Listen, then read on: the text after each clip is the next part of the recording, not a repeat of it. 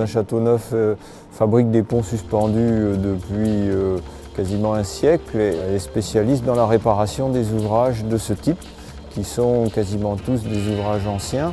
Notre particularité, c'est qu'on est capable de fabriquer les câbles eux-mêmes à partir de fils. Il s'agit de fils ronds, très filés, à haute résistance et protégés par de la galvanisation.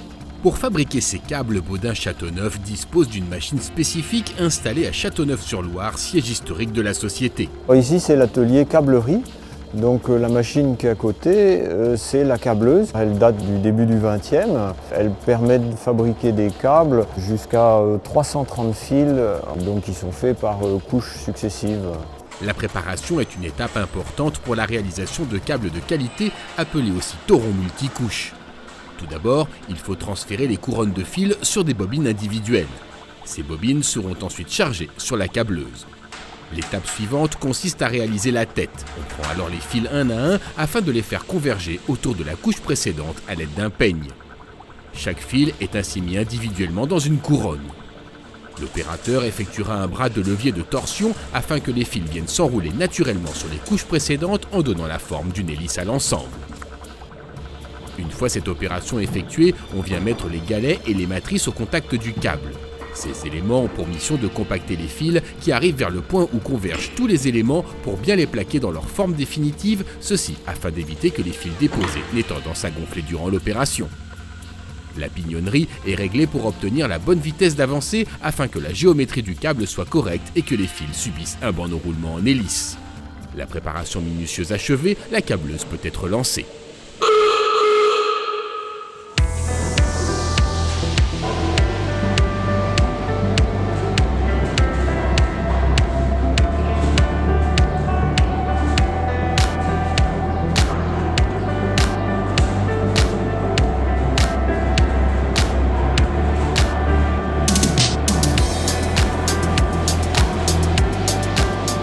Les fils qui sont déposés sur une couche sont enroulés sur des bobines qui sont sur ce qu'on appelle un train. Donc on appelle ça le train de 6, le train de 12, le train de 18 et celui qui est à côté de moi, là c'est le train de 24. Lors de la première passe, 4 couches simultanées peuvent être assemblées par multiples de 6 fils. Le premier train de 6 fils tourne dans le sens horaire, tandis que le train de 12 tourne dans le sens anti-horaire et ainsi de suite, dans un balai parfaitement réglé. Le câble, typiquement, a un fil d'âme qui sont entourés de 6 fils. Sur la première couche, sur la deuxième couche, vous en avez 6 de plus, à savoir 12. Sur la troisième, vous en avez 18, et ainsi de suite, 24, 30, 36. Pour que les fils restent bien tendus durant le processus, les bobines sont freinées. En aval, le câble est naturellement tendu grâce au cabestan sur lequel il s'enroule. À l'époque, les fils n'étaient pas galvanisés. Leur longévité était donc diminuée du fait de la corrosion.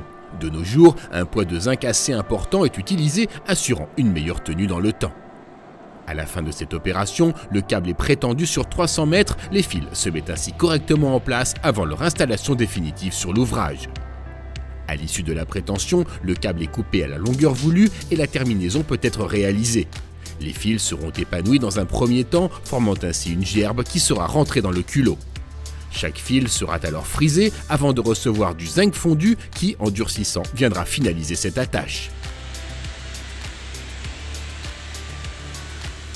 C'est ce culot qui sera ensuite installé afin de maintenir le câble à chaque extrémité de l'ouvrage. Et donc ces câbles à torsion alternative sont des câbles qui sont utilisés comme câbles porteurs des ponts suspendus.